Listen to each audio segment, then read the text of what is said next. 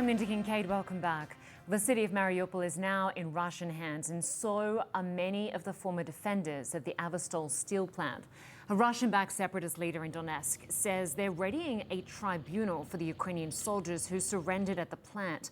That's according to Russian state media. It's unclear how many Ukrainian soldiers would face a potential tribunal. Russian state media has also reported that Russia is open to the possibility of discussing a prisoner exchange. Suzanne Malveaux is in Lviv for us. Good to see you, Suzanne. So just tell us what you're learning about this potential Russian tribunal to try Ukrainian soldiers.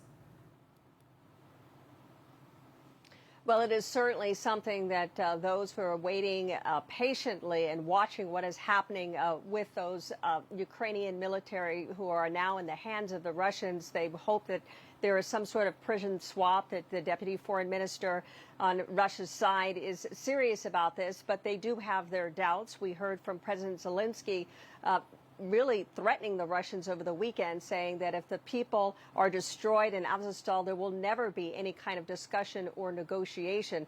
Now, one of the people I spoke with, Natalia Zarivska, her husband is one of those detainees. She has not seen or heard from him in 4 days now, and it tells me the wait is excruciating, and she is just trying to fill the time and the space with a purpose to find him.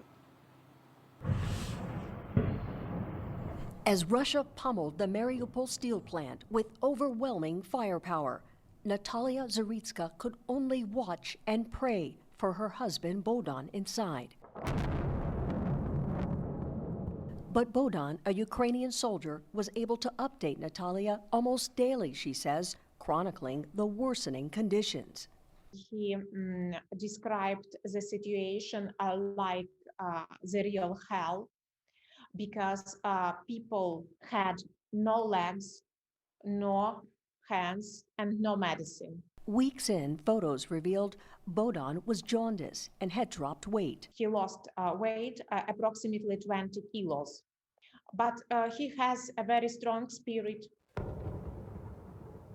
He'd seen many of his friends killed and feared he was next. Following his commander's order, Thursday, Bohdan surrendered, telling Natalia he would lose all ability to communicate. Now, with his fellow soldiers in Russian custody, Natalia can only assume he's at their nearby detention center. Her greatest fear now, that he is being tortured or worse. We write each message as the last one. What is the last message that he typed to you? I love you. He was worried about his mom. He asked me to let her know that he is alive and to wait for him.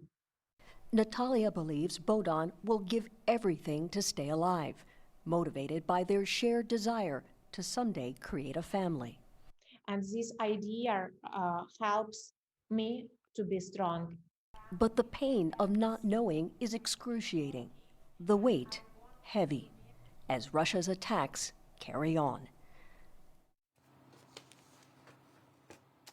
And Natalia says that her husband is strong, that he is a man of action. She is taking action herself. She is actually part of a small group of women, wives and mothers of those who are being detained by the Russians, who are trying to put forward their case. They're working with Turkish government officials, including the president of Turkey, to bring their cause forward, to push for the negotiations and some kind of prisoner swap. But it is far from clear or even certain that that will happen.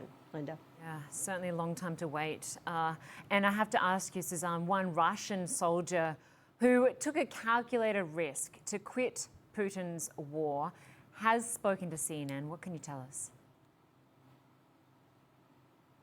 Well, that's right. I mean, that soldier with his family at home in Russia, but his fate really is uncertain. It was an exclusive interview that he did anonymously. He said essentially that when February 22nd, he was part of that unit, that brigade that built up on the border of Ukraine, that he did not know they were going into Ukraine, but rather they were ordered to give their cell phones up, that they lost communication with the outside world. They were ordered to paint these Z's on their military vehicles, which later came to symbolize Russia's invasion of Ukraine. Then he said 2 days later, February 24th, is when they entered the country. He said he had no idea why they were doing this, that this propaganda that was basically shared from President Putin, that this was some sort of denazification process of Ukrainians, certainly did not trickle down to him or the troops. Eventually, he said he had shame and guilt, resigned, and now he is in Russia. But again, he does not know what his future holds. Lynda. You wonder how many others like that wanting to quit or trying to quit. Suzanne Malveaux for us in Lviv. Thanks so much.